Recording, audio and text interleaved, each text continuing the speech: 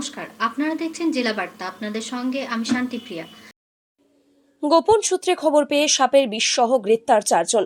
Asansol range আধিকারিকের কাছে খবর আসে চীনাকুড়ি রুট দিয়ে একটি গাড়ি যাচ্ছে, যার মধ্যে বহু মূল্যের সাপের বিষ রয়েছে।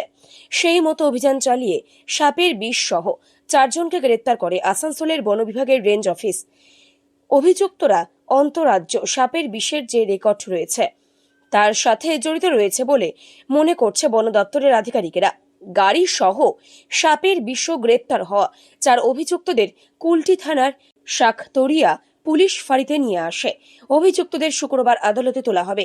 তবে অভিযুক্তরা গাড়িতে করে সাপের বিষ পাচারের উদ্দেশ্যে নিয়ে যাচ্ছিল। এই বিষয়ে আসানসোল রেঞ্জ আধিকারিক সঞ্জয় প্রতি বলেন, কংসাবতী নর্থ ডিভিশনের রঘুনাথপুর রেঞ্জের রেঞ্জ অফিসার থেকে যে এরকম চীনাকুড়ি এই রুট দিয়ে একটা গাড়ি যাচ্ছে, সেটা স্নেক পয়জন ক্রিস্টালাইন ফর্মে আর লিকুইড ফর্মে পাওয়া যেতে পারে। সেই বেসিসে আমরা একটা টিম তৈরি করি এবং ইনফরমেশনটা বা ট্র্যাকটা করছিল WCCB নিজাম প্লেস, ওনাদের অফিস আছে, ওইখান থেকে ট্র্যাক করা হয়েছে। সেই ইনফরমেশনের বেসিসে আমি আসি আমার দলবল নিয়ে, এবং এখানে এনাদেরকে কিন্তু ওই গাড়ি শুদ্ধ অ্যারেস্ট করা হয়। কতজনে গ্রেপ্তার করা হয়েছে? মোট 4 জন অ্যারেস্ট করা হয়েছে। কি উদ্ধার হয়েছে? স্নেক পয়জন ক্রিস্টালাইন ফর্মে পাওয়া গেছে একটা অ্যাম্পুলে, আরেকটা অ্যাম্পুলে পাওয়া গেছে লিকুইড ফর্মে পাওয়া গেছে। স্যার মার্কেটে কীরকম প্রাইস রয়েছে? মার্কেটের প্রাইস আমি ঠিক এখন বলতে পারবো না, কারণ এগুলো আমাদের এই মুহূর্তে বলাও ঠিক নয়। কারণ পরিমাণটা নিয়ে যাচ্ছিল কিছু জানতে পেরেছেন এদেরকে প্রাথমিকভাবে জিজ্ঞাসাবাদ করে? সিজিং করার সময় আমাদের কিছু সেরকম ওয়েং মেশিন কিছু ছিল না, ওই জন্যে আন্দাজে কিছু বলতে পারবো না। আপনাদেরকে তো ছবি তো শো করা হয়েছে, আপনারা দেখতে পেয়েছেন টেবিলে, একটা আন্দাজ মতন আপনারা। এরা কোথা থেকে আসছিল, কোথায় যাচ্ছিল, যে এরা কি যে ক্রেতা কি সাপ্লায়ার কিছু জানতে পেরেছে? এরা এই ইলিগাল ট্রেডটার সঙ্গে যুক্ত আছে, স্নেক পয়জন ডিলের সাথে যুক্ত আছেন ওনারা। কি কাজে ব্যবহার হয় এরকম সাধারণত এইগুলো? সেটা আমি এখন বলতে পারবো না, ওনারা মানে যারা আছে ব্যবসা করেন তারাই বেশি ভালো বলতে পারবেন।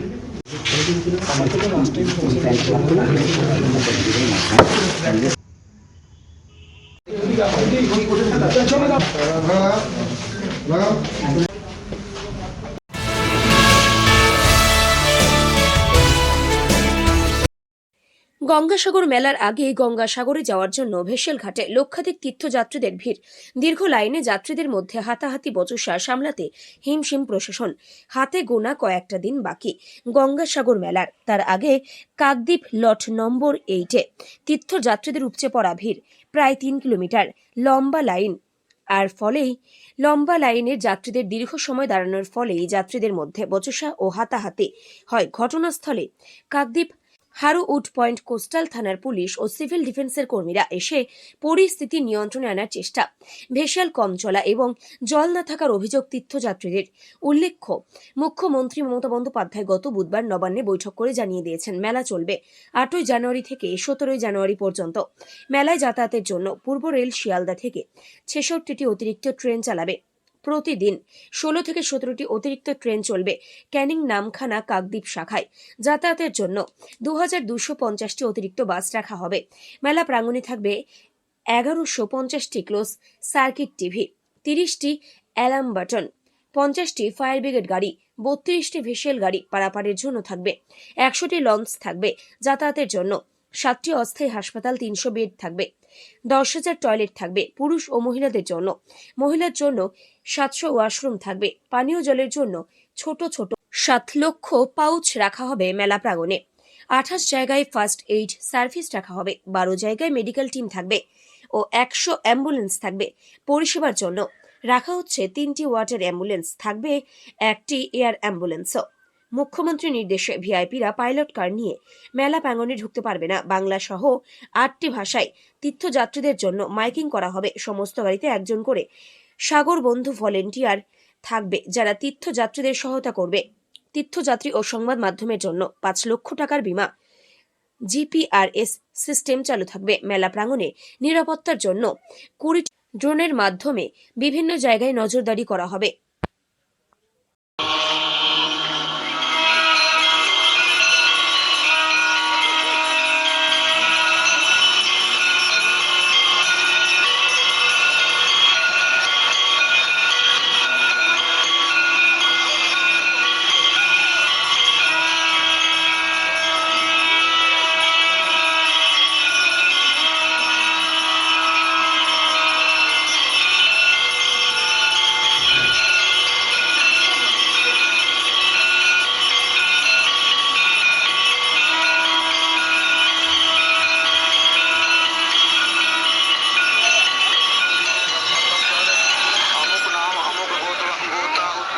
निकले हैं 4:30 बजे से निकले हैं।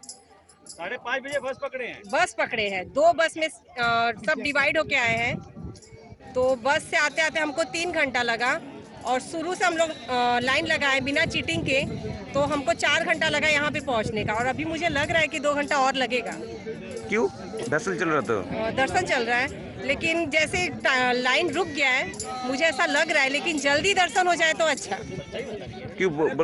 लगभग 1-1.5 घंटा। क्यों? क्योंकि लाइन में भीड़ ज़्यादा है। पानी तो ज्यादा है, तो आप क्यों खड़े रहते हैं? लाइन में ज़्यादा खड़े रहे, पानी नहीं है, सरकार की व्यवस्था ये बहुत कम है, इसलिए। নিয়ে নিচ্ছে একটি ছোট্ট বিরতি, ফিরে আসছি বিরতির পর। সঙ্গে থাকুন ভয়ের সঙ্গে নির্ভয়ে। সিউড়িতে অত্যাধুনিক চিকিৎসা পরিষেবা নিয়ে এলো সৃজন পলিক্লিনিক। ওষুধের দোকান সহ অত্যাধুনিক মানের প্যাথোল্যাব, কম্পিউটার তথা অত্যাধুনিক মেশিনে রক্ত, মল, মূত্র ও থাইরয়েড পরীক্ষার সঙ্গে এখানে রয়েছে বিশিষ্ট চিকিৎসকদের বসার চেম্বার। রোগীদের স্বাচ্ছন্দ্যের কথা ভেবে সম্পূর্ণরূপে এসি নিয়ন্ত্রিত সৃজন পলিক্লিনিকে রয়েছে বসার সুবন্দোবস্ত, বিশুদ্ধ পানীয় জল ও টয়লেটের ব্যবস্থা। এখানে বসছেন সিউড়ি সদর হাসপাতালের বিশেষজ্ঞ চিকিৎসক সহ অন্যান্য শহর ও হাসপাতালের বিশিষ্ট চিকিৎসকরা। সৃজন পলিক্লিনিক ও প্যাথোল্যাব, সিউড়ি, বীরভূম। সিউড়ি সদর হাসপাতালের পাশে ফাঁড়ি ঘরের উল্টো দিকে। Mobile number 8373071019, 9474437713, 9434326822। ফিরে এলাম বিরতির পর। আজ থেকে 2 দিন ব্যাপী রামপুরহাটের তারাপুরের সরস্বতী শিশু মন্দির আইন বল এর ডেমনস্ট্রেশন ক্যাম্প শুরু হলো। মূলত আইন বলের প্রচার ও প্রসার জন্য এই ব্যবস্থা, যাতে করে শিক্ষার্থীরা শারীরিক বিকাশের সঙ্গে সঙ্গে মানসিক বিকাশ হয়, সেই জন্য এই ব্যবস্থা। এই ডেমনস্ট্রেশন ক্যাম্পে উপস্থিত ছিলেন পশ্চিমবঙ্গের আইন বলের সভাপতি মৃণাল কান্তিথা, আইন বলের সম্পাদক বিজয় কৃষ্ণ সাউ, সরস্বতী শিশু মন্দিরের প্রধান আচার্য কৃপাময় মণ্ডল প্রমুখ।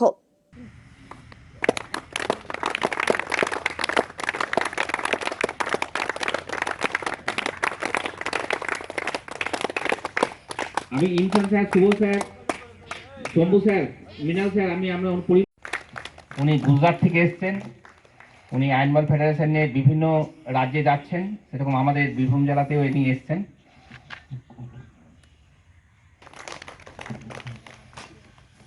এরপরে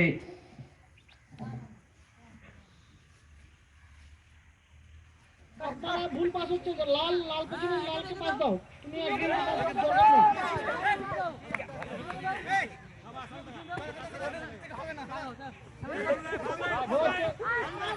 বাস্কেট হয়ে গেছে, শিখলাম না, বাস্কেট হয়ে গেছে। ওই কোনা করে ভিতর দিয়ে কোনা করে দাও। नहीं नहीं नहीं, इसमें तो मैं गई थी, भूमिका गई थी, गुजरात गई थी, सब गुजरात। हाँ, वो गुजरात खेल रही थी ना, हम भी खेल रहे थे, ये भी तो खेल रहे थे। तो जा बारे बारे, चल हमें सामने रेडी चौक, मुझे नहीं चाहिए।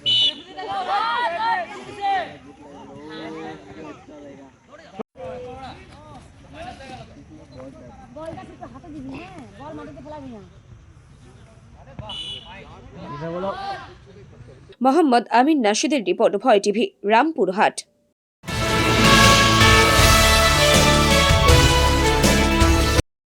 তৃণমূল নেতার অকাল প্রয়াণ, না ফেরার দেশে পাড়ি দিলেন অঞ্চল সভাপতি। না ফেরার দেশে পাড়ি দিলেন বীরভূমের রাজনগর ব্লকের তাঁতিপাড়া অঞ্চল তৃণমূল কংগ্রেসের সভাপতি বিদ্যুৎ ব্যানার্জি। মৃত্যুকালে তার বয়স হয়েছিল 56 বছর। গত কয়েকদিন ধরে তিনি অসুস্থতায় ভুগছিলেন। এদিন অর্থাৎ বৃহস্পতিবার রাত্রিতে তিনি শেষ নিঃশ্বাস ত্যাগ করেন কলকাতায়। আজ তার মৃতদেহ প্রথমে নিয়ে যাওয়া হয় তার বাসভবন মুক্তিপুর গ্রামে এবং মুক্তিপুর আশুতোষ উচ্চ বিদ্যালয়ে। সেখান থেকে নিয়ে আসা হয় তাঁতিপাড়া হাটতলা অঞ্চল তৃণমূল কংগ্রেস কার্যালয়ে। তাকে শেষ শ্রদ্ধা জানাতে উপস্থিত ছিলেন সিউড়ি বিধানসভা কেন্দ্রের বিধায়ক বিকাশ রায় চৌধুরী, রাজনগর ব্লক তৃণমূল কংগ্রেসের সভাপতি সুকুমার সাধু, তাঁতিপাড়া গ্রাম পঞ্চায়েত প্রধান লতিকা সূত্রধর, প্রাক্তন প্রধান মলয় রায়, তৃণমূল নেতা রানা প্রতাপ রায়, সৌমিত্র মোহন সিং, রাজনগর পঞ্চায়েত সমিতির নারী ও শিশু কল্যাণ কর্মাধ্যক্ষ চিত্রলেখা রায়, জেলা পরিষদ সদস্যা পূজা কবিরাজ সহ রাজনগর পঞ্চায়েত সমিতির বিরোধী সদস্য ও বিজেপি নেতা অনুপ গড়াই সহ অঞ্চলের তৃণমূলের অগণিত কর্মী ও সমর্থকরা। অবশেষে বিদ্যুৎ ব্যানার্জির মৃতদেহ তাঁতিপাড়া থেকে নিয়ে যাওয়া হয় বক্রেশ্বর শ্মশানে সৎকার করার উদ্দেশ্যে।